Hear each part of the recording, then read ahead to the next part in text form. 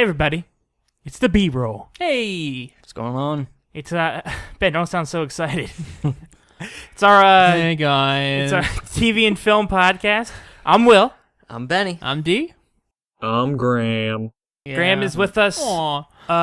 via Skype. Wah. He could not be here today again because he just doesn't take his job seriously. He's really lazy. Yeah. He lives next door. He's literally actually in the backyard in a tent. I live upstairs. Yep. So now, guys, TV and film. Yeah. Some big news this week in TV and film. Mm-hmm. Prove it. Oh, the last few weeks actually. So why don't we get started right away? Okay, good idea. What should we start with, Let's guys? pause. Why don't we do some movie news? Then Okay. we'll do a shit ton of TV news, and we'll finish it up with our movie conversation. Okay. All right, guys. So why don't we start off with the movie news that came out maybe 3 or 4 days ago that had us all intrigued, even D a little bit, which is that Mel Brooks Oh, okay. is working on a script right now for Spaceballs 2, and he wants to get Rick Moranis to come out of his long retirement. It's been almost 20 years since he's been in a movie. Yeah. And they want to make it for 2016, which would be the year that Mel Brooks turns 90. So, yeah, I don't, just me personally, I'm not a huge Spaceballs fan. I've seen the film. There are certain moments that I think the moments with the evil people are a lot funnier than the moments with like Bill Pullman and Johnny Cash. That's just my opinion. But, yeah, what do you guys think? Are you excited? Who wants to go first? Well, first of all, I mean, me personally, I am. Go ahead, Graham. Graham's first. just go, Graham. Just go. No, I'm not too excited about it. It seems like a disaster waiting to happen. I mean, John Candy's dead. That's a big thing. That's true. Yeah, there's no bar. I don't know. I don't know. It just seems like they've been out of it for too long. And I feel like the whole cast of that film, like, is not bankable. Well, they would have to anymore. have a new cast, I think, aside from Moranis. I mean, they wouldn't bring back Pullman and whoever else. It would definitely hinge largely on the new cast, but I don't know. It still seems like a mistake. I wouldn't be surprised if Rick Moranis came back. I mean, he raised his kids. He's done. Yeah, I mean, how old are they at this point? They have to be. Yeah. old He enough doesn't have that to be the father figure No. anymore. That's the reason why he left in the first place. I remember reading an interview with him that was like from a couple years ago that said like if a good script came around, he would consider coming out of retirement. He said he retired because he wanted to take care of his kids and be around them when they grew up. So I see him possibly doing it for Mel Brooks. Yeah, a good script or Spaceballs 2. Yeah. One of the. I mean, I couldn't possibly. Hi, Graham. Couldn't possibly say I'm excited for that. I mean, what Mel Brooks? His peak was like 40 years ago at this point. Nothing he's done since like Blazing Saddles is something I'm particularly fond. Anything I'm particularly fond of. So What, Robin Hood Men in Tights? I mean, there are funny moments in certain movies of his, that and Dracula Dead and Loving It, Yeah. and some other ones. But I mean, like nothing that would make me think, oh boy, this is gonna be. I mean, you said he's gonna be 90. Yeah, Yeah, that's what I'm exactly. Yeah, I mean, it's just even if he survives until the making of that movie, I mean, like, I don't know how many 90-year-olds who are writing, like sharp, funny screenplays. Does he even know how to be like funny to like the modern audience? I mean, I was just about to say, it just seems like it's a little bit. He's probably a little too out of touch now with exactly a modern audience. He still has his audience, though. People still go see his movie because it's Mel Brooks. They don't go see his movies; they buy his movies and watch them on TV. But But I mean, to make money in the movie theaters, you got to bring out the younger crowd, and I just don't see that happening for a I sequel to don't know Spaceballs. entirely how interested he is in making a movie for everyone. Yeah, necessarily, that's but, true. What was the last movie he made? The Dracula Dead and Loving Which It. was like what, 96 or something? Yeah, it was 20. It would be 20 years ago when he makes the Jeez, next yeah, film. I mean, yeah, I mean, I don't know much more to say about that. I mean, it'd be nice to see Rick Moranis again. Yeah. That's the most I could say about this. I mean, I It'd be could nice see to see them him again. I could see them. I could see it being. I think the only way it works is if you make a parody off what Episode 7 is going to be, and have all the main characters' children be the main characters this one, and then have the older characters appear. Maybe you could keep Rick Moranis as the villain because it doesn't matter who's the the villain. Dark Helmet, he survived. I haven't seen Spaceballs in forever. It doesn't matter. I guess it really it's a doesn't. comedy. So like even if Would he be died, playing the same character? But like I mean I don't think Bill Pullman. They just need to get Chris Pratt. Just find a way to What? put Chris Pratt in there. You're probably fine.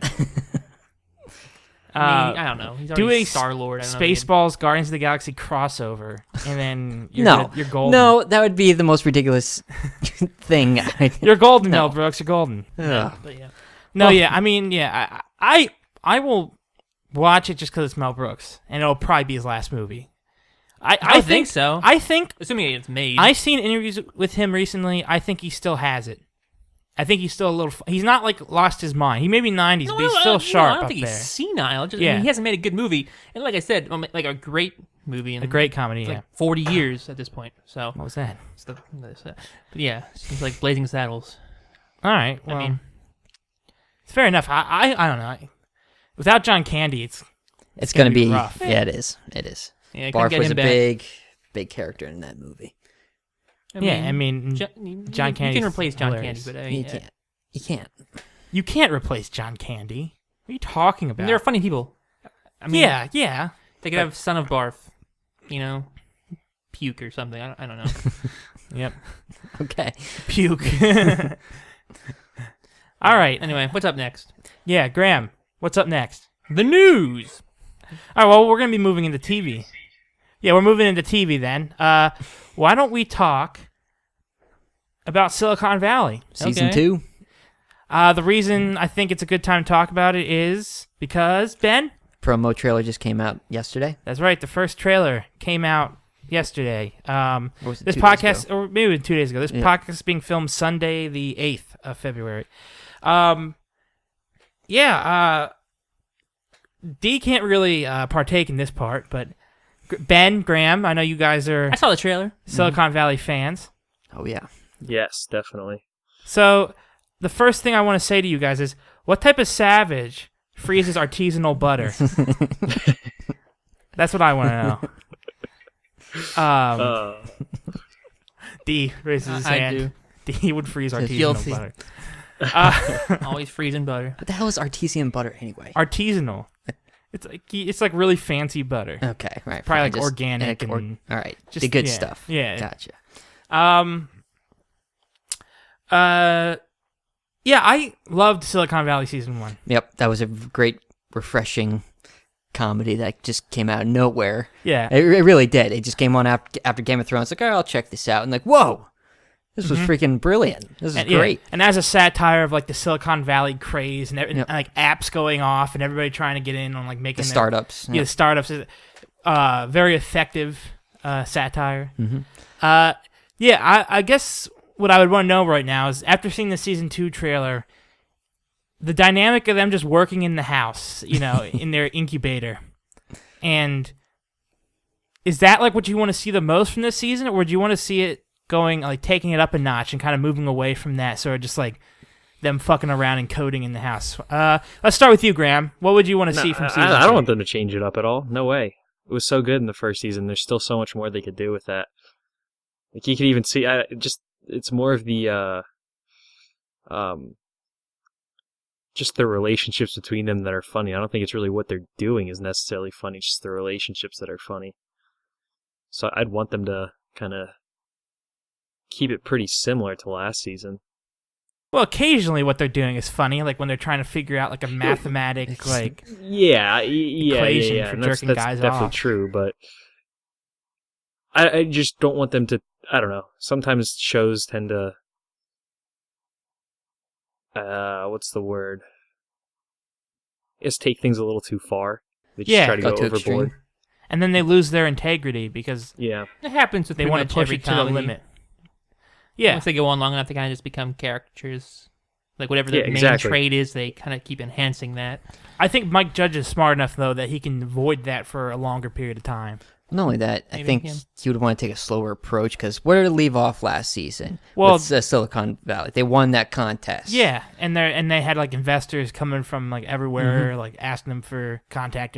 Yeah, that's how it ended. Well, that's Yeah. what I was gonna ask. Now, Did season 1 set up season 2 at Yes. all? Yeah. Okay, so there kind of There's- is a plot in motion already. Yeah. Oh, well then there you go. Like season 1. Well, that was kind of a spoiler, but yeah. Season 1 kind of sets up a crazier season 2. I would say, well, first, Ben, what would you want to see from Season 2? Do you want them to change it up at all?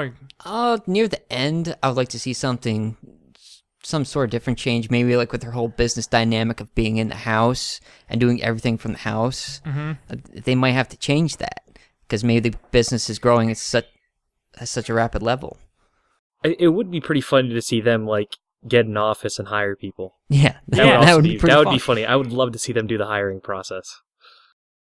I think what I'd like to see the most is because the actor who played Peter Gregory died. Yep. I think it'd be interesting if he like left there, like if they had to find like maybe his character dies in the show or something, and maybe they have to go and find new investors. I think that'd be interesting. Like them, because like they've had a big problem with investors in the past. Like, well, Gregory was good, but like other people coming at him with like offers and stuff. I think it'd be, I don't know. I kind of want to see more of Gavin and like other people like coming at them still, like trying to steal their like or obviously you want to see Gavin trying to come up with his own better product, but at the same time you want to.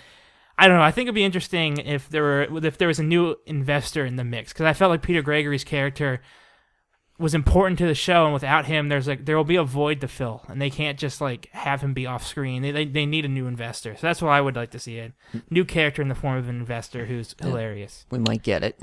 Have they announced any cast additions? They might have, but I haven't seen them. Let me look that up real quick. I mean, what do you guys think about the investor thing? Would you want to see that, or? They kind of have to, don't they? Yeah, because who else is going to keep funding Pied Piper? Oh yeah, but I mean, Peter Gregory is if they don't kill off his character. Well, I mean, they kind of. Well, it would be. I mean, that would be fine. I wouldn't have a problem with that. I would just hope that they get to a point where if we do see a big change, then I want to see them get to the point where they're definitely hiring people. I think them hiring people would would be great. From going from startup to corporate, I could find a lot of hilarious changes for them going through that process, whether it be the hiring or whether finding the office space to do their business. It could be a wild, wacky adventure for them. I guess they're adding more female characters to the show, because the first season got a little bit of criticism for having way too many men and not enough women. Right, so shoehorn them in. It says here like there will be 2 new female cast members. I can't find out who they are though. Okay. But yeah, so I guess there will be new characters. Cool. I guess that there's going to be a character who's a relative of Peter Gregory, but this is a male character as well being added to the show. Interesting. So I wonder if maybe I wonder if he gets Peter Gregory's like fortune or something. Yep. And I guess Steve Wozniak, the real Steve Wozniak, Gonna show up. asked to be on the show. Yeah, Okay. So there's another potential character there. That'd be awesome. Steve Wozniak. yeah. Could be amusing. Yeah. He seems like a decent person. I mean, entertaining wise. Character, yeah. And I don't mean Seth Rogen, by the way. Just playing him in the movie. Oh yes. Oh. Michael Fassbender is playing Jobs, and Seth making Rogen's another playing Steve Wozniak. Jobs movie? Yeah, the Ashton Kutcher one just didn't cut it, so Danny Boyle's making a better one. Okay. Really? Like, when did that Ashton Kutcher Jobs movie came out? Wasn't that like last year, 2 years ago? Years ago. Yeah. Jeez. All right, let's move on from Silicon Valley All right. to actually, before we get to that, I just wanted to mention that ABC announced that they're reviving BattleBots. Here we go. On ABC or on like one of their affiliate channels? No, on ABC. It's gonna be a summer they're gonna do like a summer series, and if it okay. works, they'll bring it back for more. But they're just gonna do like one summer series. Okay. But I imagine it's gonna have the MythBusters guys back on it, because weren't they the hosts, or they were guest hosts, weren't they? BattleBots? Yeah. No? I would have Wait. swore I remembered them on BattleBots, or did they do a special or something? I don't. Maybe it was Grant was on it or something. Are we talking about the Comedy Central show? BattleBots, the one where they have like little robots fight in the arena. Yeah, Right. and they drive around, they smash That was each on other. Comedy Central, right? Yeah. Yeah, it was like Sean Salisbury and Bill Dwyer. What the hell are you talking about? No, but I would have swore the MythBusters got whatever. Maybe fuck towards it. the end. I just stopped watching after the first season. But yeah, ABC's reviving that show. I just want to say I remember Biohazard, and my personal favorite was Dead Blow. Sure. Who had the fucking blade that would come swinging down and like stab the top Yeah. of them. I had a little fucking figurine of him. Him, like as a gender. Him. It's him, the robot, Dead Blue. So, anybody else have anything to add? Who liked that show? It was fine. I wonder if I I never wonder if got they do into that. it. Do you think Bill Nye will come back?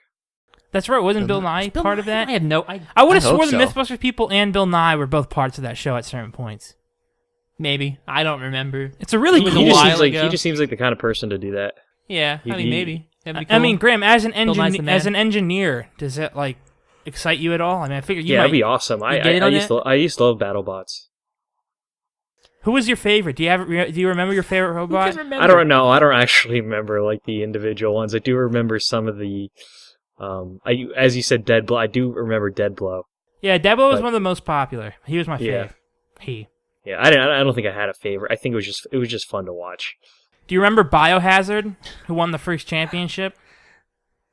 Biohazard was the one that would like, kind of like scoop underneath them and flip them over and then smash them. Oh yes, yeah, yep. Yeah, Biohazard was simple but effective. D and Ben are on their phones. I'm looking I this just up. wanna look I'm- at this up, too. I can't believe I'm. Okay, But- yeah, Bill Nye was on BattleBots. Yeah, Apparently, so is Carmen Electra. yeah. She I could come don't- back. I don't know. Yeah, where's she been? I don't know what she's been doing, but she You definitely know, married. she's still married to Dave Navarro. Sure, I think Oh, so. cool. Yeah, good for them. them. Yeah. Ben and I are supportive of marriage. Yeah, I It's a mean, good thing. I'd watch It's a it. beautiful Maybe. thing. I will definitely watch it. Would it be on the same time as that like Wipeout show? Is that kind of what they're doing? I guess. I don't know. I hope that they bring in better and more like technologically advanced bots. Wait. Hold on, I'm reading this too. Tim Green, he was he's a football player. The quarterback? No, he was a linebacker for the Atlanta Falcons. Oh, Yeah. Okay, that was after the. That's yeah, Sean funny, I didn't Salisbury was in realize the he first was- season, he and was the Tim host Green for that replaced show. him for the second season. Graham, were the Mythbusters involved? I don't think so. No, They weren't. they probably did like a different thing. There's probably like a special or something, Are you sure? or a different show entirely. You sure? Yeah, I think there was a different like robot battle show. I think Grant may have had something to do with it. I mean, it would be Grant. He's the robot guy. But they weren't like, personalities on BattleBot. They were like, if they were a part of a team. Okay, so Blendo was their robot. Blendo was a combat robot built by Jamie, and Adam Savage wired the electronics for it. And it was on the show. And Grant, he was Okay. he was known for his appearances on BattleBots where he designed and competed with robot Dead Blow. Oh, he designed Dead Blow. That's how I remember that. There you go. Yeah. Okay. Yeah. Dead Blow is the shit. All right. Yeah. So it's gonna be fun seeing BattleBots one last time, or maybe more. Who knows? Yeah, we'll see. never got into the show, so I have nothing to say. Well, fuck you then. Okay, guys. On to the next thing. Well, we talked about BattleBots. One last thing in TV I want to talk about before we get to our big discussion of Take Shelter. Okay. And that is Netflix is developing a live-action Legend of Zelda television series. Boom! Oh, I just jizzed my pants. You just your pants? I thought you'd be angry. No, yeah, I'm actually pretty disappointed by it, but that's alright. I don't think it's gonna actually get made. Yeah. Why not? No, Because it's just they've talked about this kind of thing yeah, exactly. I always hear these kind of things, It's and the they, kind just, of thing they never. that's always like talks of being in development. There's just so many hurdles Yeah. with a Zelda series. It's just I don't know.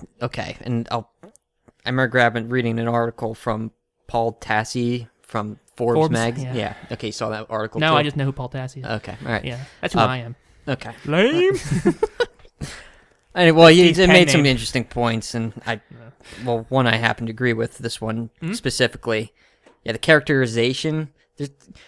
Okay, Link, he's a freaking mute. He hasn't said no more than 2 or 3 words throughout the whole... That's not a mute then. Mutes don't talk ever. He well- talks, just not much. He's gonna be like, just cast Ryan Gosling. That's what I was saying. I mean, like that's the thing. Like what? I mean, You need Link, you need Zelda. Beyond that, are they going to do one of the video games? and I would adapt hope that they do the or games. is it Yeah. all- But even then, all there's new no thing? backstory with any of these characters. Well, if they had sex There's very to little. it, They sex don't and need the intrigue. backstory that much, but I don't know. It's like it's always the same story with Zelda. It just seems pointless. They're just gonna have her like Zelda kidnapped every season because Hey, kind of dumb. yeah, I know, and I don't think having a constant damsel in distress like translates well to modern TV, where it just too many female characters are written like that, where they need to be saved by male that's Zelda. characters, and I know it's just people get like I've just she's seen not- that criticism so many times from critics and viewers, like, oh, like why are the women always needing help and the men have to come in? Like, that's the Zelda story. It's just gonna piss people off. It doesn't. It's the Zelda story. If that pisses people off, those people are either uneducated or willfully stupid. That's true. I I mean, if you're gonna watch the show, you probably have played the you games. know what you're gonna or get know into of with the Zelda. games. Plus, Zelda's usually depicted as kind of tough. Even she's not like a. Yeah. I wouldn't say she's a damsel. She's just not as tough as Ganon. But I mean, Graham, you're the biggest Zelda fan here. What are your thoughts? I mean, I don't really have many thoughts about it. I don't think it's a good idea. I think it's pointless. I don't think it's not gonna be anything special. I may watch like the first episode or two just to see it, but I wouldn't actually like watch it. Is there anything they could And do who knows if to it turns make out? I you mean, if it interested?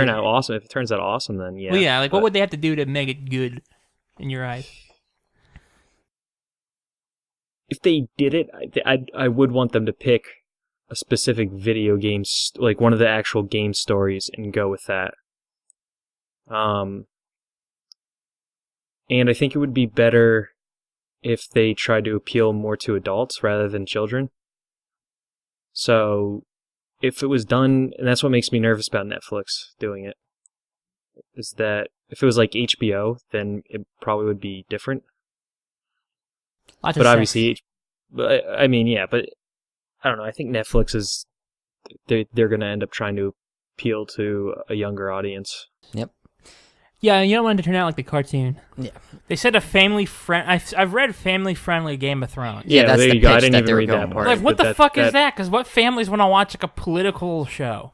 Because that's what Game of Thrones is, Well, it like a wouldn't be- it politically wouldn't be- driven I don't show. think they mean political. I think they mean There's like not a really setting. much political family intrigue within Hyrule anyway. There isn't. Oh, there should be. They should add politics to it. They should find a way to make it like House of Cards, but inside the Zelda universe. That just won't happen. Kevin Costner is Ganon. Kevin Costner. I mean, Ganon. But yeah, so that's. I mean, I really don't have much more to say. I'm like I said, I'm not too thrilled about the idea. I don't think it's going to be good. These kind of things never turn out good. Well, that's the other I- point too that Paul Tassi made. Usually, video game movies turn out bad, or at best, okay. Yeah, but they haven't really done TV shows before. I mean, they have, but they haven't done like a live action show based off a game series like this. I tend to think that if you get the right casting, I personally would want to see like all fresh faces, people that are unknown. So what is the right casting then? You don't think they should be anybody known? Okay, so like I have my dream cast here, but I also have like a cast of like that I honestly feel like if you're gonna cast Zelda, the problem with Zelda is you could probably need a young Zelda and an old Zelda, because if you're gonna do Ocarina okay, of Time. hold on. So Haley Joel Osment is definitely gonna be Link. He needs to be. yeah, no, obviously. And you're gonna need young Link and old Link, and We can get, No, he's gonna play both. clips of the Sixth Sense and just use that for Young Link. That's Yeah, Problem he's gonna solved. play both. He looks young enough to play. no, I mean for Ganondorf. you're assuming there's Ganondorf. Okay, but say you did Ocarina of Time, because that's what I'm going off of. For It doesn't, Ganondorf it and doesn't need to characters, be Ocarina of Time. It just needs to be. I would hope it's based off one of the stories. I don't think it will be Ocarina of Time because it's yeah. too much going on there. I think for Well, either way, if you're gonna do supporting characters like Ganondorf, you can cast bigger actors. But I think well, yeah. if you're gonna do Link for Link and Zelda, I think you need fresh faced, like almost unknowns. Bring them in, because this is going to be it would be a career defining role if it ended up going through. I don't think it's ever going to be made because Nintendo has a history of being real stingy with their products. I don't see if this isn't like perfectly to their liking, they're not going to make it. And if you look at the history of their fictional content based on their games, like the Super Mario Brothers movie, or What else is there? the like Legend of Zelda animated cartoon. series. That's hilarious, but yeah. Like they just, not very good. And Nintendo, they're a bitch to work with. I don't envy Netflix having to work with them to get this done. Yeah, but I'm gonna ask you guys, like, have you thought of any people you'd want to see in the cast if they did? I asked you to think of people for the cast. Not really. I mean, that's such a silly thing. Graham, come on, tell me you thought of some people. I mean, like you just said, it's kind of hard because you're trying to find like new people. But I don't know what the characters are going to be. You got two crucial characters, and that's kind of it. And I mean, plus, I mean, you just said you wanted nobody, so I mean, it's not like I'm going to. That's no fun. Well, yeah, you're the only person who likes casting movies in this group. Come on, off the top of your head, who would play Ganondorf? I thought it'd be cool if they got because he's kind of black, so maybe get a black actor to play him. Okay. Someone like Idris Elba would be awesome playing Ganondorf. He'd be badass. I mean, You gotta have an interracial yeah. cast. So, I mean, the Gerudos or whatever they're calling are like the closest to like a different race. no, I said like the Gorons are more like a different race, but okay. Yeah, well they're not human. You know what I'm gonna say? Jeff Bridges can play the Deku Tree. I say James Earl Jones voices the Deku Tree. Wilford Yeah. Brimley, we all know it's Wilford Brimley. Wilford Brimley as the Deku Tree would also be good. Sam Mustache. Elliott as the Sure. great Deku Okay. Tree would also be good. Cowboy Deku Tree. Graham, how about you? You have any ideas for who you want to play? Who would you want to play? Julia Roberts as Navi. Who would you want? Yes, and Who would you oh want? shit, Robin Williams can't play. Who would you Link. guys want to be? Who would you guys want to voice King Darunia? A little What? too soon, D. Who would voice Darunia? I don't know. Gilbert Gottfried. Gilbert Gottfried as Darunia? I don't know, man. You're Yeah, giving I this don't know. too much thought. Yeah, you go too in depth with your casting. In depth? Yeah, I don't know if I do. It sounded like you said too in depth with your casting. Yeah, You got that too in too. depth. I don't know who would be Darunia. Who knows? It's just a voice. Who cares? Urkel. Fine. Urkel. All right. A character. Not even an Character. actor. I don't know. It would be hard to cast that show. That's why we even tried. You guys are boring though, not even trying. You really are. I'm not gonna. It's not a show. I don't even think's gonna exist. play Darunia? You don't have to do Darunia, another character. Who would play fucking? Who's the owl? Who's the owl guy? What do you? The annoying Hedwig. Hedwig will play that. Hedwig will play the owl. No, I mean who would do the voice of the owl? Who do you guys think? Ian McKellen. Ian McKellen would not be bad. Fine. It's not bad. Fine. Liam Neeson. Lame Neeson. And on someone like Patrick Stewart as Darunia. That'd be cool. Yeah. That'd be really fucking cool. Yeah, And then Ian McKellen as the owl, and you got Magneto and Professor X. That could be awesome. All right, who would play Saria? She's young Saria or older Saria? She stays the same She age. doesn't age. She Will. doesn't age. She's an elf. She's a sage. How old is she? Approximately. Well, she's a Kokori, children of the Kokori Forest. They do not age. She's also a sage. I don't think those age. Do those age, Graham? Well, you'd have to cast a child No, actress. she See, that's doesn't what I'm age. saying. I don't know why you're like. I don't know. See, casting a child actor is fucking hard. Obviously, you're gonna probably have to make everybody a little older. Mace Williams. There you go. There you go. Macy Williams. Fucking A. Fine. Macy Williams. Who would name their kid Maze? They're not like what Mace. corn. I said Mace Williams. Macy. Macy. Fine. It's IE at the end. Well, I thought it was just an E. Why is this? I don't know, Why is Graham. this I a am so discussion? confused right now. Because he called her Maze. Who cares? Why are you name? asking? Well, you gotta get the name right. But that's the most contrived. I've seen her actually cast it as Link. Now that Ben said that. Sure. I mean, would you guys be opposed to a girl Link? No, although I'm sure that would No, cause the more cosplays. outrage. than, Wait. uh, What about Graham? No, I wouldn't. If Macy Williams did play Link, I'd absolutely be okay with that. She's a really good actor. Yeah. I'm not gonna be watching anyways. What do I care? Yeah, he doesn't, Doesn't do affect me. Netflix. Yeah. All right, well, it seems like it's a controversial subject online, and I figured you guys might have more to say about it. It's just dumb. There's so many video game series that could be adapted into television series more successfully, more easily. That are so much like better. Yeah. Assassin's Creed. Every Michael season Yeah, Fassbender. sure, would Assassin's be Creed. every That'd be- season would be like a new Anything time that's period. story driven. Zelda, I mean, it has a story, but I mean, it's a gameplay game. You know, it's I don't know. So unless it's like one big action scene after another, I don't get it. I could see it working, but that's just me. I just the And cast. it's already, I don't know, it's already competing, and I know they're not similar at all, but with Game of Thrones out there, it's hard to have like two big Like medieval like fantasy. time-based, fantasy style shows. So I also thought Javier Bardem would be good as Ganondorf. Great. I was actually, his name came up in my mind, so he'd be pretty good. He'd be a great Ganondorf. But anyway, Yeah. Anyway. Right, Ben? Yep. Yeah. Carry on. All right. So, guys, I think it's what everyone's been waiting for, which is our discussion of Dee's recommendation from 2 weeks ago for the film directed by Jeff Nichols. Sure. That's right? There's so many Nichols. It's Mike Nichols. Jeff I Not know. Mike Nichols. Okay, it's Jeff and there's Jeff Dan Nichols. Nichols, and there's a lot of Nichols. And dimes. Quarters. Plenty of time. Yeah, okay, so yes. The film is called Take Shelter, starring Michael Shannon. Uh-huh. Do you want me to say anything, or are you just gonna? No, you can. I mean, typically we would have the person who recommended it sort of go over a synopsis. See who's in it. Michael Shannon and Jessica Chastain Yes. and some other people who I don't know. Shea Wiggum, Shea Wiggum, Shea sure. Wiggum. Katie Mixon, Yep. Kathy Baker, Those are Chief Wiggum. Chief Wiggum. Shea Wiggum. Ray McKinnon.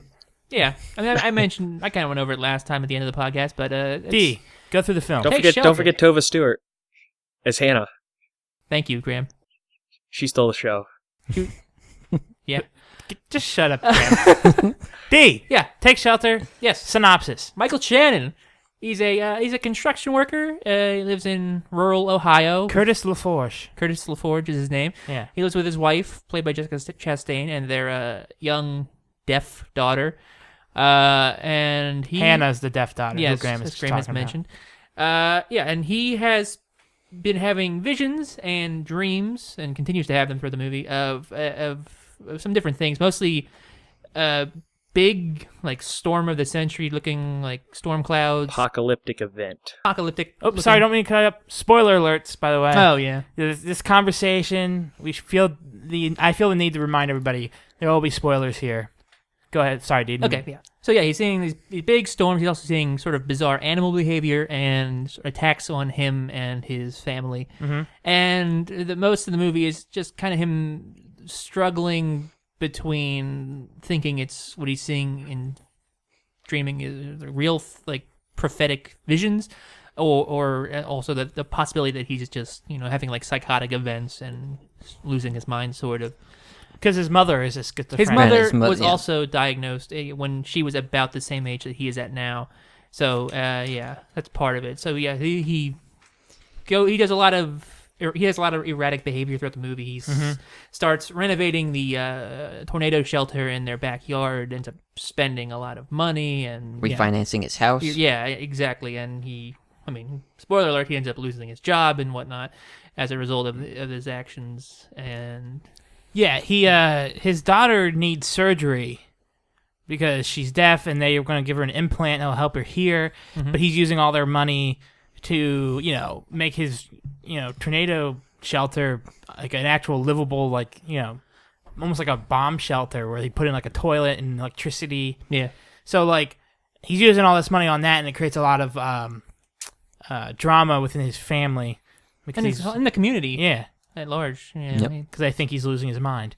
Yeah, and that's that's the long. That's the short long of it, or the long short of it. sure. Whatever you want That's the basics. We'll get more into depth now. That's Yep. the basics. Now, do you guys just want to start off with what we liked about the film, what we didn't like? What we what we usually always do. Yeah. All Yep. right, Who's let's gonna go that start? way. I'm gonna have Graham start because I don't like him that much. Okay. Okay. Vicious. I get to start. I really liked the film. It was really well done. The suspense scenes were insane. Yeah. Like in that whole like he I don't know. Because I've seen Mud, and there wasn't like crazy amount of suspense in that, so I didn't know he could do suspense that Jeff Nichols could do suspense that well. So that was cool to see, and just there was there's also some really, really chilling and unsettling scenes that are The I visions don't know. mostly. They're really strong and powerful. So it's pretty cool. It's a really cool film. It's really well done, really well directed. The writing was great, and the acting. Michael Shannon's acting is phenomenal. Yeah, I love Michael So- Shannon. Well, he was the right casting choice for that role. Oh, he's perfect. For it. Yeah, it's just so much. It has so much intensity in Like his it's slightly acting, which is unhinged. awesome. Yeah. Well, I was actually telling D like Yeah. I was. Sorry, I didn't mean- what were you gonna say, Graham? And I just think it was. I mean, I think it was a really good, portrayal of Mental illness. mental illness. Yeah. Yeah, I'm sorry, I didn't mean to cut you off. What I was gonna say was I actually mentioned to D because Michael Shannon. You guys said it's like a guy who's kind of losing his mind. He's the perfect casting for it. And as the movie was going on, I was waiting for that typical Michael Shannon explosion that he has in every Yeah. role he's ever played, where he just he's calm and all of a sudden he's exploding, he's yelling at people, and I was just waiting for that. Well, yeah, Like- suppress emotion, and Yeah. then finally explode near the end at It the was just climax. like his Boardwalk Empire every season, at the end of the season he'd have an explosion where he just unloads his emotions on people, and I was just waiting for that in Take Shelter. But yeah, And it does happen. yes, it does. We'll probably get to it later. Yeah. So yeah, Graham, is that it or anything else? Any Yeah. I criticisms? mean, No, we go criticisms. We do all the compliments first, and then we go around to criticisms. Okay, fine. So, T, Yeah. what did you like most about Take Shelter? It's a really, really good movie. I mean, Thanks. I recommended it because I think it is. It's slow, and it certainly takes its time. It's it's 2 hours long. It's not a short movie. Nope. But I mean, I don't think I never got bored by it. I think that the visions are they're probably the most compelling parts of the movie up until the end, and I mean they're all visually really well done. I think all the CG and Yeah. also more practical effects are all really, really nicely shot, and it does a decent job of making it unclear, at least initially, what is a dream and what's actually going on, which I don't know keeps you sort of on the edge of your seat a little bit. But yeah, I mean the acting's all great. I mean Shannon and Chastain are the two. Jessica really- Chastain. Yeah. Yeah. The female star of the film. Yeah, Jessica they're the Chastain. only the prominent characters in the movie, and they're both fantastic. And Yeah. For the sake of conversation, he's Curtis and she's Sam. So if Yeah. you want to kind of talk about the story, Sure, but we yeah. can do it like fine. that. But yeah, I mean, Yeah. even all the supporting actors, I thought were really well done, like the counselors and the doctors and whatnot that he Yes. encounters. I think they all seem very accurate or true to life. What else? What do I want to say? I mean, we'll get to our favorite scenes and stuff Yeah, we later. will, I would of say course. there are Mhm. some standouts, but yeah, I mean, it's just a very it takes its time, but it's simultaneously it's interesting from an emotional standpoint, and also from a more that's neat sort of less thoughtful place. I don't know. I just think that the visions are pretty Yeah. visually entertaining. Well, yeah, they No, they definitely certainly are. jump out at you. Yeah.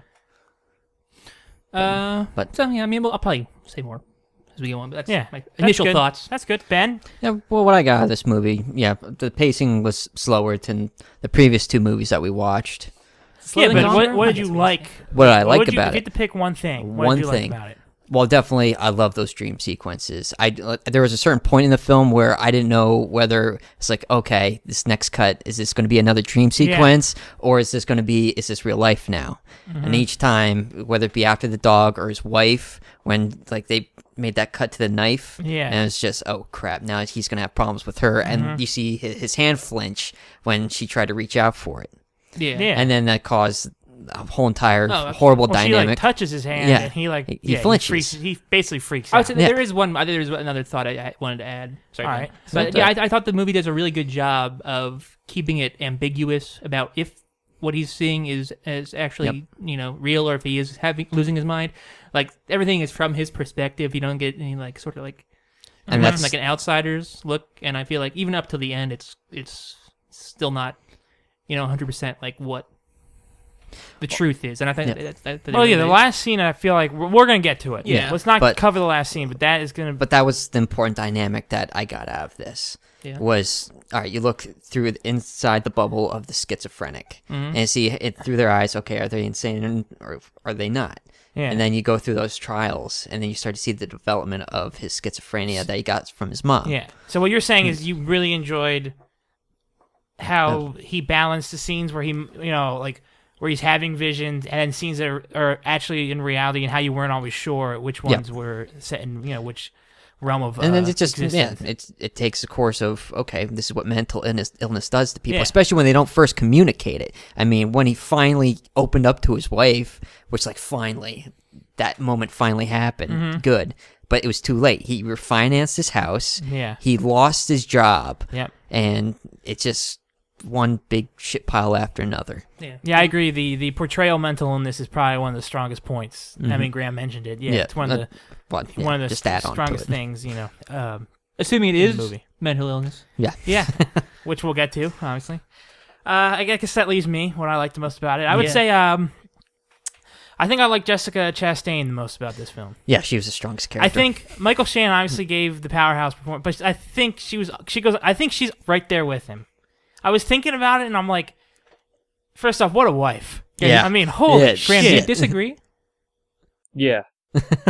Okay, well, I'll go on. We'll get to Graham. Well, first off, she is probably one of the better actresses around right now. And this is like the movie that kind of put her on the map. And, one of the films that put her on the map. I don't know. I just feel like, Yeah, but she wasn't better. She wasn't better than Michael Shannon. No, I didn't say she was better. I said she's right there with him because she had to You did play. say she was better. I swear I said she's right there with him. I thought you said she was the best part of the movie. No. Whatever. Go on. I'm saying You just she's said what I that. like. I like The tape will show. Michael Shannon obviously gave the powerhouse performance, but I think I think she's right there with him. I think she's right there with him. I like her. First off, probably my favorite thing about the movie was her and like all the supporting cast because they all filled it out really well. Like Ray McKinnon as his brother. He's in one scene. One scene. That's a great scene. It's one of the best scenes in the movie, and Ray McKinnon's an extraordinary actor and writer. He writes the TV show Rectify, which is one of my favorite on TV right now. But I'm not getting into that. But yeah, I liked seeing him. It was he doesn't act that much anymore. So when I saw him, I was like, yeah, Ray McKinnon, he's the man.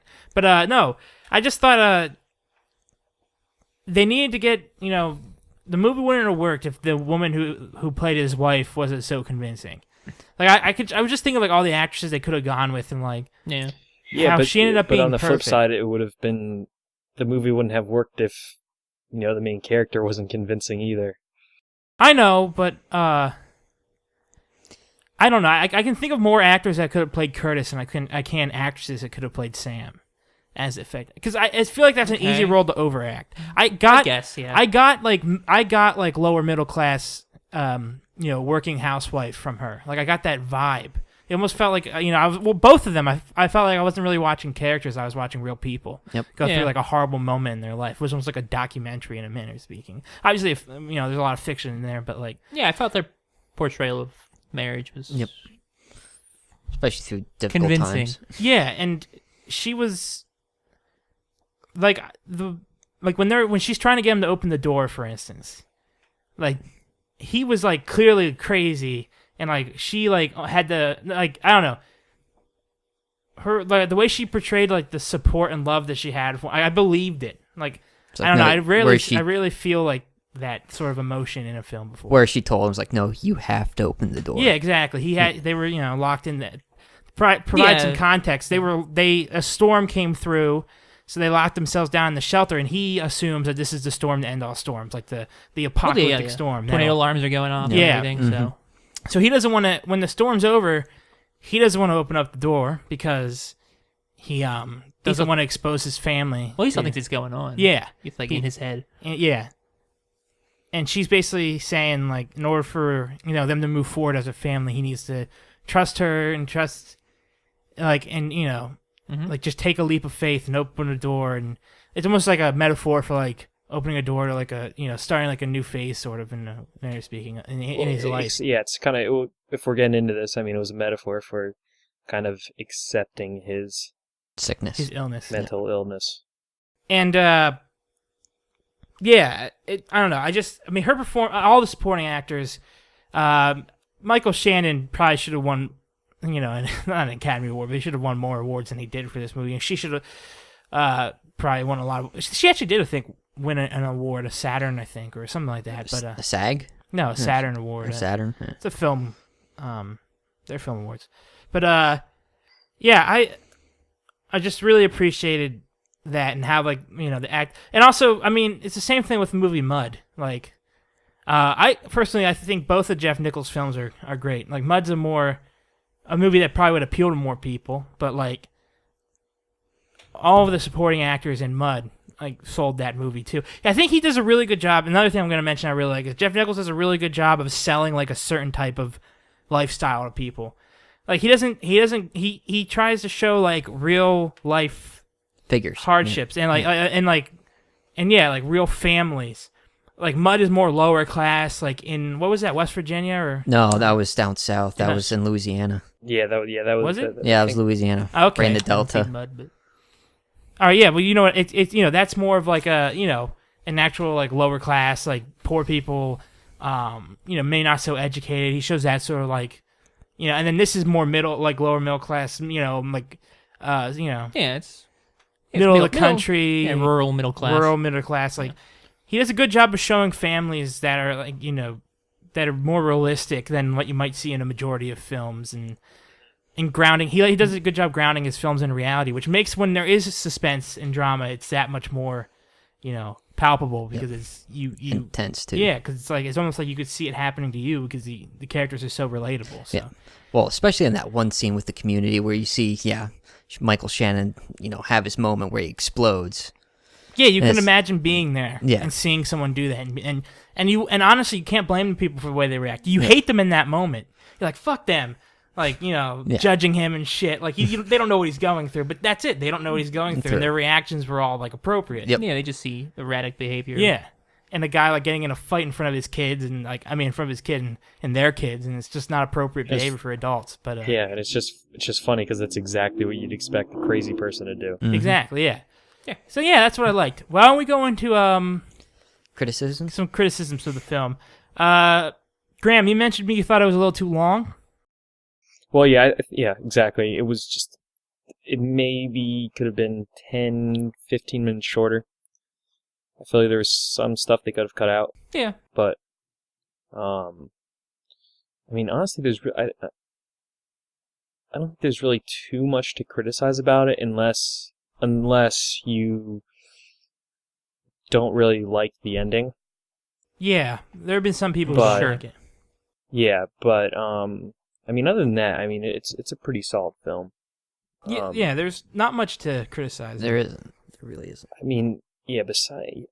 Exactly. But I think besides that, I think everyone you kind of mentioned the pacing, but I think the pacing was just a little too slow. Okay. Sure, I can see that. But it's a minor criticism, and I'm sure as I keep thinking about the movie, I'll come up with more. But if I were to see it again, but He did everything. first time around, initial reaction, that's what I thought. Yeah, I would say the obvious criticisms, you will not like this if you don't like slow, sort of deliberate, quiet films. It's what this movie is. It's not... It's there dry. are some vaguely sort of like fantasy, sort of sci-fi elements. Just with like his visions are...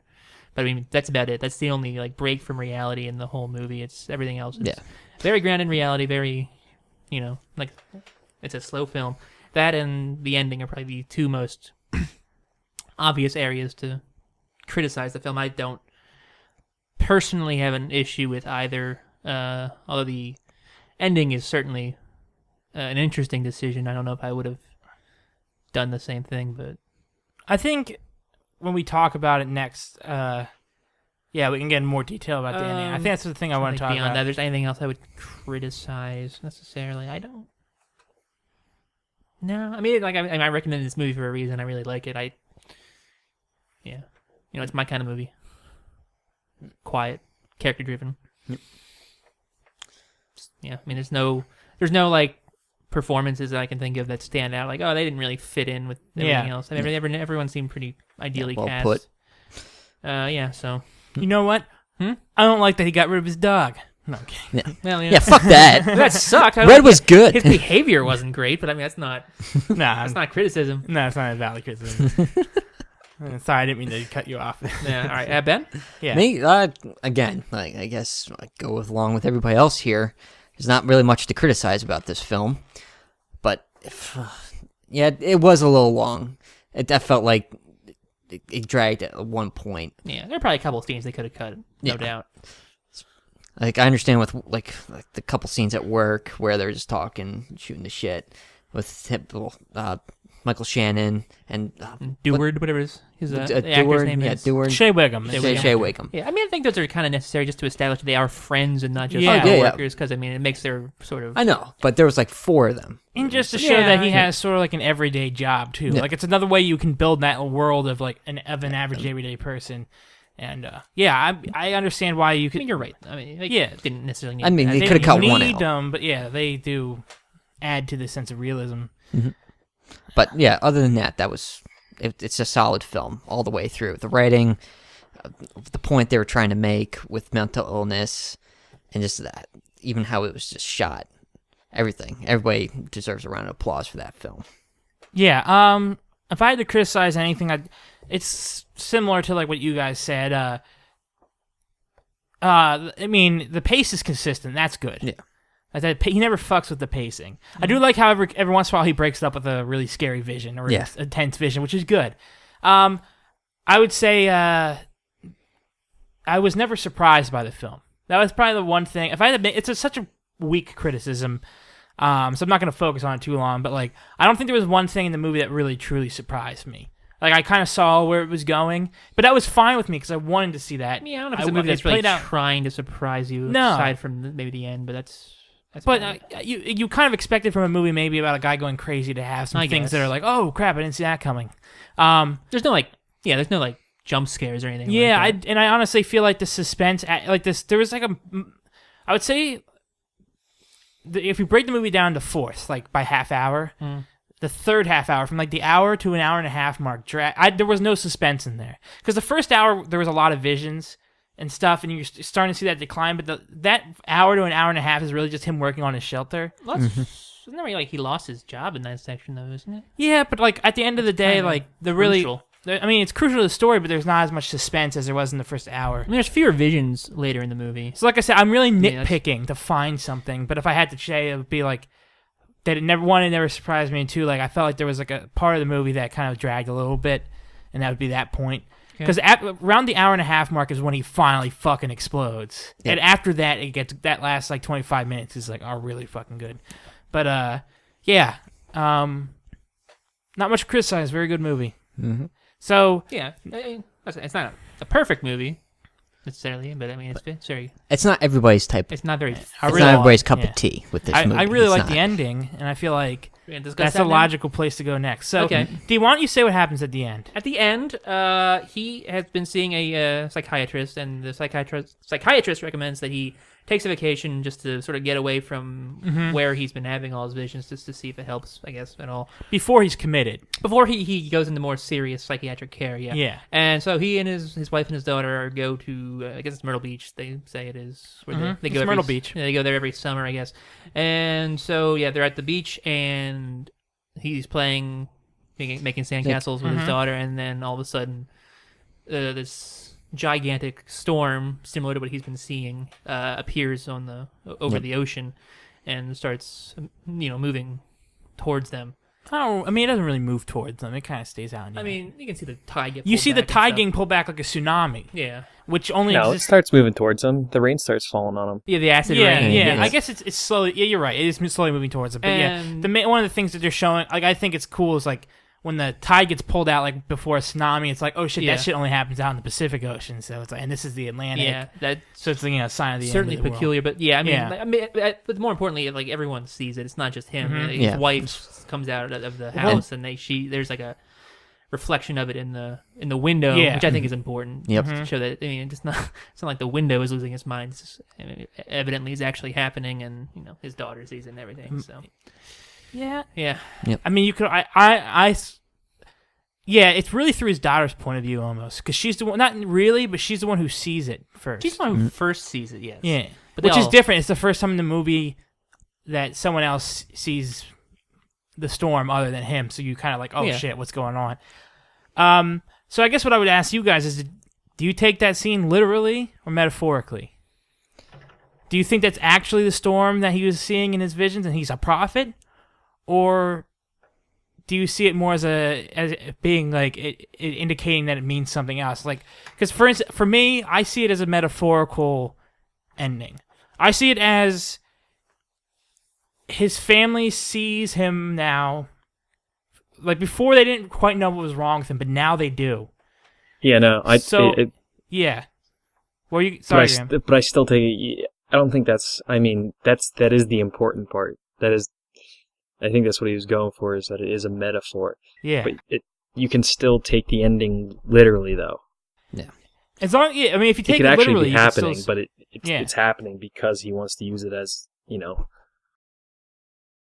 Yeah, I mean, I personally, I sort of see it as kind of, I don't know if it's a metaphor necessarily. I think it is happening. I mean, assuming it's not, just like a dream that that he's having or something, which is, I guess, is a possibility given the movie. But assuming that this is actually happening, I mean, then the storm is clearly real. I mean, there's nothing to demonstrate that it's not. There's no reason to think that all three of them would be having the same like psychotic event at the same time. No. I think at the same time, I don't know if that's necessarily an indication that he was, having prophetic visions or anything. It could just be more of a coincidence. I think he still has mental illness. So you think that's real, that storm's real, and that the movie ends with them in the beginning of the apocalypse? I think there's really, no way to justify it as not being real. I think there is, though. It's not a dream because they set up that ambiguity throughout the film. But what's going on then? What do you think is going on? If it's just what I think is that it's not meant to be taken literally. I think it's a scene that's supposed to represent him and his family taking because like at the end of the movie they're together, go back in the house to take shelter. But like I think that's supposed to be sort of like a metaphor for them moving forward, them all acknowledging that they all know that he's schizophrenic, whatever you want to call it, that he's struggling with mental illness, and it's them moving forward as a family, accepting his illness, and that's what the scene's kind of. It's like by them they're seeing this, by seeing the storm, they're seeing his illness, like actually seeing it, and it's like them coming together as one, moving forward now into a new phase of his life where he's going to have to be committed and go through treatment, and. And this is like a new stage for them. So in a manner of speaking, that apocalyptic scene is that. It's a metaphor for that, them moving forward. Like I said, I agree with that. But, that is what the storm is. That's what it's symbolizing. But I still take the storm literally. That's where I disagree with you guys. I don't think that's actually happening. There's nothing in the movie prior to that would indicate that it's not actually happening. But it doesn't have to be grounded in reality. Well, I guess no, it doesn't have to. It seems like a bizarre choice if that's what they're. But have you read any interviews with the director? No. Where he points out he intentionally wanted it to be bizarre. Well, it's very vague. I mean, he said the ambiguity there was obviously on purpose. But like, I think there's a right answer. If he said it's like, I don't know. I just going along with the movie. If it's okay, I'm just gonna say this: if that ending scene is literally a storm happening, and it's happening for reals, then I don't like that ending because that'd be dumb as fuck. I mean, it's a twist. Because in the movie, he's not mental illness. The movie is he's a fucking prophet having visions. Well, not necessarily. Yes, necessarily. Because it's both. There's the motor oil rain. Like the exact same thing he saw in his visions is happening in a manner of speaking. And then of course the tornado. Yeah, there was a tornado. Yeah, exactly. So like. Do you really truly think that that's a real storm, and that's what he's going for is the world's ending, and they're walking, and they're accepting it? Who said it had to be a world-ending storm? Also, if it really was the storm, that he saw in his vision, do you think he would just look at it and be like, "Yeah, I was right," and not run, grab his daughter, run, get in the house, like get his, and like try to, like he would react differently because throughout the movie, whenever he sees these visions, he goes kind of crazy and acts erratic. And then in his final season, he's calm, and she's kind of calm too. Like she's like stunned, but then none of them are really freaking out by it. And that's not a normal reaction to have. You're a human being, and you see the end of the world coming at you. That's like the end of the world. Well, no, but you So- see this like a storm that to end all like. What he says it is, a storm that no one can be prepared for. This like devastating apocalyptic storm. Like, I don't know. I feel like the way that they reacted It's too indicated more to me that it's not necessarily really happening, and that it's more a metaphor for them moving forward, like acknowledging his mental illness and moving forward. If it's not And really the storm happening, then the ahead. scene is not really happening. It's not Exactly, an it doesn't actual have to thing be. that took place. Yeah, that's what I'm saying. It didn't take place. They'll teach us. I mean, maybe. own I opinion. don't think there's again. I don't think there's an act. I don't think there's like one true interpretation. No, of I'm what not it is. saying that there is. I'm not saying that my interpretation's right. I'm just saying that going along with how the movie, you said because the movie played out the way it did, that it would have to be real, and I was just trying to make a counter argument that because he acted so crazy whenever he saw a vision, it didn't go along with the way he acted in that final scene, which was very calm. He didn't freak out or anything. I mean, he eventually I'm not grabs his gonna freak daughter. out or anything. I mean, I don't know. I mean, seeing something like so bizarre like that, maybe your initial reaction wouldn't be to freak out. Maybe it would be like, "What am I seeing?" But especially then, given his circumstances. Well, yeah, that's why he looked to his wife, and his wife said, "Yeah, I see it too." Yeah, I mean, I imagine That's- if the scene continued, they probably would freak out and then try to drive as quickly away as Yeah, possible. exactly. But I don't they know. kind of walk into the house pretty calm. I don't. I don't see any urgency there. Do they? I thought it just ends with her saying, "Okay," and then that's it. Maybe I'm. I mean, Well, either if way, it's- they're if still it's a s- acting very calm. If it's a storm to end all storms, what can they do to get out of it anyway? Nothing. So that doesn't mean- then, that doesn't mean you therefore, shouldn't why? try. Yeah, that means you're In the whole in movie, the he's calm doing state everything to preparing protect for his death. family, though. He's doing everything to Everything. protect his family. You're saying in the end, he would just be like, whatever, fuck it, we'll No, die. no, of course not. I'm not No, saying so that. yeah, that's why I personally just take that scene as not really existing in reality. It's more of a metaphor. I mean, Don't touch that would your- make more sense Yeah, from a logical standpoint. It wouldn't. yeah, that's all I'm saying. I don't feel like I need to explain anything more. I mean, I made Ben, the did point you? clear. Would you? Yeah. Well, how did you What? take the ending, Ben? The Literal or metaphorical? Well, after getting literal or metaphorically, I do like the metaphorical point of view because, yeah, with the storm That's that a lies ahead with happier this. ending, I guess. I would prefer to take it as a happy ending. Being happy. I feel like it fits There's no the happy movie. endings here. No, it's not really. I mean, it is sort of like a bittersweet ending. I mean, no, a metaphor. I'm saying the metaphor is happier than the storm being real. Oh Yeah, yeah, of definitely. course. Yeah. Sorry, Yeah, Ben. good. What are you gonna say? But yeah, I do like the metaphor ending better because the storm that lies ahead for the whole entire family. Yeah, exactly. But at least he has his wife that's still by his side, Mhm. and like you said, what a woman, what a Yeah, wife, she's a great woman. hmm and just the lifelong struggle that he's gonna have to face, and Yeah. that storm portrays that Yeah. perfectly. Yeah, I think it's fine if you take it literally, but I think if you take it too literally, you're missing the point. Yeah. Like if you're just like, oh shit, he was right, he's a prophet, you're missing the fucking point. No, this movie's about the mental illness. Yeah, it's more about the illness, I think. Because then it's what were we watching the last 2 hours? Yeah. If it's really he's a prophet, no, the movie wouldn't be special. It'd be kind of ridiculous. M. Night Shyamalan presents Yeah, it'd be an M Night Shyamalan film, exactly. for one scene. So yeah. All right, Graham. Anything else? No, I mean, like I said, I still think it's literal, and I don't think it needs to. I don't think it like nullifies the rest of the movie if it's literal. But I think okay, maybe it doesn't, but for me it would because it's not.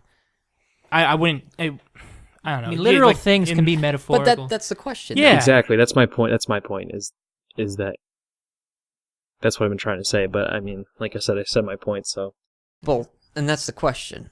Like, if that storm was real, if we take this ending literally, Is he a prophet? is he? Well, yeah. Are people who have schizophrenia that crazy? Or Oh are they no, actually- no! I don't think they're trying to say that. Oh, people who have mental illness actually might be prophets sent from God or something else. No. No, that'd be the worst possible movie's interpretation. terrible. Yeah, because then now the movie's stupid as hell. Now it's really in the M Night Shyamalan range. Yeah, I think we all agree though that it can't be taken 100% literally or 100% metaphorically because it's just so ambiguous. There's not enough evidence Yeah. to either side. Yeah.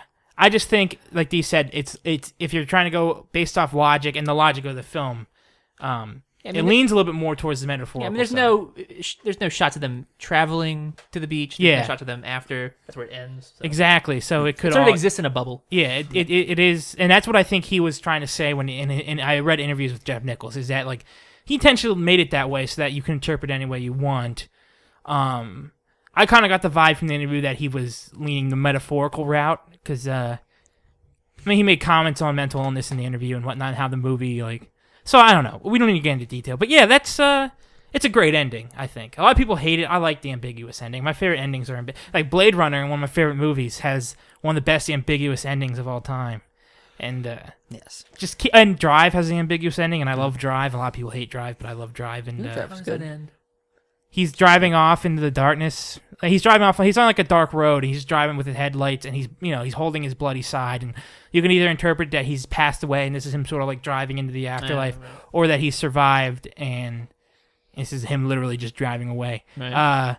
I think the Nicholas Winding, is it Winding or one? I forget. Nicholas Winding Refn. I think he even said that it's purposely ambiguous, but he likes to think the driver lived. So in my mind, he lives.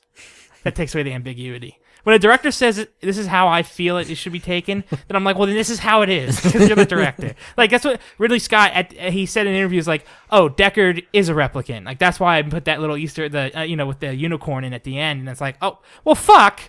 Like there goes the ambiguity now because you made the fucking movie. Don't say that, you stupid dick. Jeez. But I love Ridley Scott and I love that film. All right, why don't we move into our awards? Okay. And then we'll do our ranking, and then we'll pick another movie. Yeah. I think, why don't we start, see. Let's do best scene. Our favorite scene. Our favorite Okay. scene. Okay. I think I want to have Ben start. All right. Favorite scene. It has to be one of the dream sequences. It really. Okay. The one with the birds. Actually, 'cause- you know what? Hold off. Because I realize now I want to give an award for best apocalyptic vision. Okay. So go for a scene that's grounded in reality. Okay. Scene that's Best grand- Okay, yeah. non-insane scene. Best non-insanity scene. best non-insanity. Yeah, scene. so scene that takes place. Yeah. Okay, in reality. Okay. And the ending does count, I guess, in this instance. I would have to say is when he finally he opens the door for himself after his wife told him. He's like, you have to do this yourself, and then he does it. He has the strength to do it himself and overcome his fear. That was good to see. That's a good scene. And then for apocalyptic vision. we'll do that again. Okay. Okay. All right. D. D. I would agree Favorite with Ben. I've seen this movie twice now. It's probably that's still the most effective scene in the film. Emotionally. Specifically the second half where she's convincing him that he needs to open it. And I think that paired with like the immediate aftermath of opening it and the almost sort of comedic shots of the people in the neighborhood just like picking up branches off the ground. It's like sunny out and there's no major damage or anything. Yep. It's just it was a It's just a guy walking through his yard. it was like I'd be like, get the fuck out of my yard. not that fuck it was are next you? door, but yeah, it was there's just a minor storm, but how much that actually meant. I was expecting like houses to be torn down. I was just like, all right, let's see the damage. I guess that happens a lot. I actually saw comments on IMDb about like in Ohio, because they're in northern Ohio. I don't know if you knew exactly where they are. They're in what's it called? LaGrange, Ohio? Yeah, LaGrange. Top? It's LaGrange, Ohio. It's in north central Ohio. I guess those type of storms happen a lot. Where like you think it's a tornado and it's just like a really bad thunderstorm, Yeah. and it happens. I mean, a lot imagine there's a there. lot of open space. They there. said the guy said he lives in the area and it happens about 4 times a year. The horn will go off and everyone will freak out, but then nothing happens. Yeah. Uh, But yeah, I think that's the best acting in the movie from Shannon, at least. Yeah. Graham, favorite scene.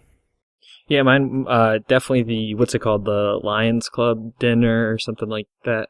I forget what it's. Where he freaks out. Where we explode. Yeah, but specifically right at the end when you're not sure what his family's gonna do, and then they come up and I'll hug him. Yep.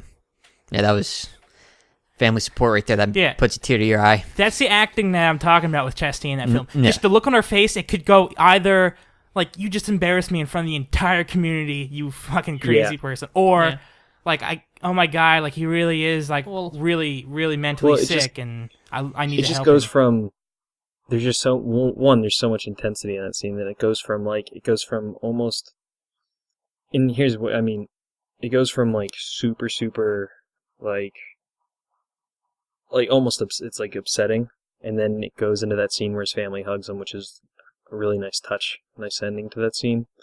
But on top of that, what was I gonna say? I don't think that scene needed to be done right. If the acting wasn't done right, or any part of it was done wrong, it would have come across as almost like a corny and awkward scene. Yeah. That wouldn't have. Like over the top. Yeah. So, but the way it was done was really, really nice. So. Okay. Will? My favorite scene is the shootout in the bar at the beginning. There's no shootout. Oh wait, that's Desperado. Fuck. Yeah, no. Let's see. Not even a related. My favorite scene. Well, I love the freak out. Patented Michael Shannon freak out. There's a storm coming. Yeah. That shit got me. Maybe that's my favorite scene. It's so hard to put a finger on it. I don't know. The scene with his brother also was impactful to me. That was a good one. Just because it's like, yeah, you can tell how like mental illness has kind of fucked their relationship up a little bit. Yeah, his mother's Yeah, well, yeah, because she like kind of abandoned them, and he's like he had to kind of. You can tell he kind of raised Michael Shannon. Michael Shannon was more affected by it than he was, but like they both resent. Well, he resents her more, and also the scene where he goes to visit his mother is also. Yeah, that was a powerful scene. I like too. the scenes. I like the family scenes. They remind you of what he has, what type of support he actually has. I mean, it's good, but like. Yeah, I love those family scenes. But yeah, I would have to, if I had to pick out one I would love to watch again, it would be him when he freaks out on the members of the town. That's great. Definitely. Yeah. And him and Shea Wiggum scuffling, it's like, it's so nice to see after Boardwalk Empire ended, because the whole 5th season was just those two guys fucking around and getting in fights. So like, yeah, great. Great. Mm-hmm. Why don't we move on to our next award, which... Why don't we? Because we already kind of brought it up, so we'll do Best Apocalyptic Vision. Okay. And Ben, you want to do? Go ahead. The one, I think it was like the second vision where he sees his daughter Hannah looking out the window, and she sees that human, and he freaks out, and then they go into the corner, and they see like everything levitate off the ground. Mm-hmm. That was a weird one. That was a weird one. That caught me off guard, and it kind of freaked me out too at first, just seeing that obscure guy with a weird look in his eye. Yeah, I know that was not the second one in the movie. That was further in. Yeah, D? but I think mine actually was the second one in the movie. It was, I think Bennett briefly mentioned it, where he sees the birds flying in a very bizarre pattern. Mm-hmm. It's simple. It's not as extravagant as some of the No. later ones, but it's really visually interesting. Yep. Yeah. Like, really good CG work Mhm. on that scene. I don't know. It's yeah, I don't know. That's a good one. Graham? Yeah, mine. I like that one, but so it's probably a tie between that one and the one where he's driving with his daughter and it's raining really, really heavy, and he can't see out the window, and all of a sudden the figure shows and he has to like swerve out of the way. I like that one too. Yeah, that one's disturbing. Yeah, Yep. and they Yeah, get it is. attacked. Yeah, they get attacked. She someone, gets like, pulled breaks out the of window. the car. Yeah. I was gonna say that one's probably the one that sticks out the most in my mind. Like it's the most pervasive one, because something about driving in heavy rain like that, where where your windshield wipers aren't even working. Yeah, And you have to It's turn on the scary AC. as terrifying. I fucking hate Yeah. that so much. Well, I don't know about the AC, but yeah, just the fact that you can't see is scary as fuck. And then like he pulls off the road and they crash and she gets taken. That yeah, and I also like the one with Chastain. I felt like he could have done it more horror movie like though, like her kind of standing dead still with her back to him, and then he looks away, he looks back, and she's looking at him. I almost would have liked it more if it was like a little bit more horror. More horror. I was expecting it to be. I was expecting like some sort of freaking like her mouth was like dislodged and No, like, I don't know about demonic. like you're gonna see like a Grudge style. No, no, but I thought maybe like if she, he could have used some like more. I don't know. Maybe it's good he kept it simple, but he could have definitely made it more like. Could have made him seem like he's going even more crazy. Like make the whole scene like sort of erratic. Like maybe have her kind of like shake a little bit or like shudder. You know what I mean? So it almost seems like you're not seeing her in real time. I don't know. It would have been interesting. I could have done. Then again, it would take away from the grounded realism of the movie. I think the visions were simple and that was good. And obviously when he shakes his head like "Don't stab me," Yeah. with that serrated knife. Yeah. That would hurt that was like a bread knife. That would hurt so bad. All I could think about was ouch. Yeah. But no, those were great. But if I had to pick one, Graham, you were right. The one with the rain. The rain. Okay. I almost said best costume. No. The ostrich. I love that plaid shirt, man. So I don't think there's really need to much need to debate this or talk about it very long. Favorite performance for me would probably be, Michael Shannon and Chastain are equal, but I'll roll with Chastain just to be different. I'm guessing all you guys are gonna say Shannon. Actually, I was lean more towards Chastain. Oh, cool. So Ben and I will be on the Chastain front, and then D. I'll have to go with Michael Shannon. He's in every scene pretty much. He dominates the film. He's Except for the scene where she's at the market. that's selling like the shit. only one. Yeah. Other than that, though, he's Graham? absolutely- Say that again. I didn't hear that one. What? Which scene was that? Where she's at the market and she's like trying to sell a Oh. pillow. Yeah. Yeah. And Graham, you would go with Michael Shannon? Well, yeah. Like I already said, Michael Shannon. Yeah. All right, For the well, reasons. It just his intensity in almost every scene. He just brings that to the table so well. It's just. I think. Graham led with this pretty much, but I think it is important to give an honorable mention to Tova Stewart as their daughter. Yeah. Yeah. I can't imagine, especially I'll give a shout out to Nichols there too, because I can't imagine how difficult it is directing a deaf child and doing it so well. Yeah. She was actually deaf. Yeah, she's actually deaf. Yeah, Huh. It's hard to. Yeah, true. I think it might be a little hard to fake some of that stuff, but Yeah. that she was excellent. She was. Which leads us, which comes down to our ranking. Oh yeah. Who wants to go first? Dave, why don't you go first? What did you rank this film? I give it an 8 An 8 out of 10. out of 10. Oh, I'm surprised. Graham. I wish I could. I can't. It has to be. There's no 0.5s, Graham. No, I know that's 0.5s. what I wanted to do too. Yeah, I would definitely give 8.5, Then but Because I'm like 8.5. I might give it a 9 though, because I'm like 8.5, 8.6. So I'm gonna give it a 9. cool. Yeah, I'd give it a 9. Happy to hear that. 9. Ben? Well, again, this is not like my Can you get a cup 4, of tea. aren't you? Yeah, I'm gonna give it a 4. Yeah. I'm now would give it a solid 8. Give it an 8? Yep. All right, well, you're agreeing with me. Not I'm your cup of surprised. tea, and you give it an 8. Nice. Yeah, I'm surprised D gave it an 8. It was his recommendation. That's a very good film. I see mean, it as a 9 just because there's so little to criticize. There is very little to criticize. I mean, it's not like I don't know, my 10s and my 9s are I typically reserve for films that I want to watch like over and over again. And I mean, Take Shelter, it's what kind of movie. I mean, I really, really appreciate it while I'm watching it, but it's not the kind of movie I'm gonna But be. yeah, that's the reason why I would give it a 9. For me, it's not a rewatchable film. I mean, okay. it's not my cup of tea. Yeah. It's just great, solid film. It's not something I would watch over and over If we could again. do It's not- 0.5, I'd definitely go with an 8.5. But I don't know. There's There's just nothing to criticize about it. It's not- just I wouldn't solid. It's a very, Not very much. good film. Yeah. I don't know. I don't want to just throw out 9s like it's candy. 9s aren't candy. If you throw out 10s, then there's something wrong with you. Well, no, I've got no criticism with. I might give it a 9. I probably would, go back and forth there, but Yeah, I hope the ball lands on me. I might recommend a movie. Actually, there are a couple movies I might recommend that would fall close to 10s for me. Okay. 6s then. For Yeah, me. 6s. All right, which leaves the bottle spin. Yeah. Which will Who's it going to determine- be this week? Now, Graham is kind of in. So if it's pointing to this direction where I'm kind of going, then it's Graham. Because if it's pointing kind of this way towards me, it's me. Oh, I can get it because I didn't pick out a movie because I thought since I had the first one, I thought it really was only between Ben and Will. Well, it's really between me, you, and Ben. It just can't be the same person twice in a row. Well, Oh shoot! are we going to include Graham? Yeah, Graham can pick. Are you sure? I don't think he's prepared. I'm not not. prepared either. I think it would be better if we just went between you two. All right, fine. I don't even have a movie list. I didn't even pick shit. All right, well, I guess I'm picking. No, I'm kidding. No. It's got to be a spin. Ben, All right. Ben, don't write down a list. Just come up with something off the should top have of had your movies head. from the fine. previous Well, we do podcast. this we've done this every time. All All right, right, fine. Let's go. You must have some idea. Yes. All right. spin the bootle. You want to say if it's... Well, let's just see how it goes. Shit. All right. Maybe we should move the computer a little No, bit. No. he needs to be better. Yeah, we with can't his- risk that okay, because of the alright. battery. That didn't work. Okay. Son of a... What the fuck is going on? This should not be this chaotic. Just fucking. Should we just flip a coin? I think that makes more sense.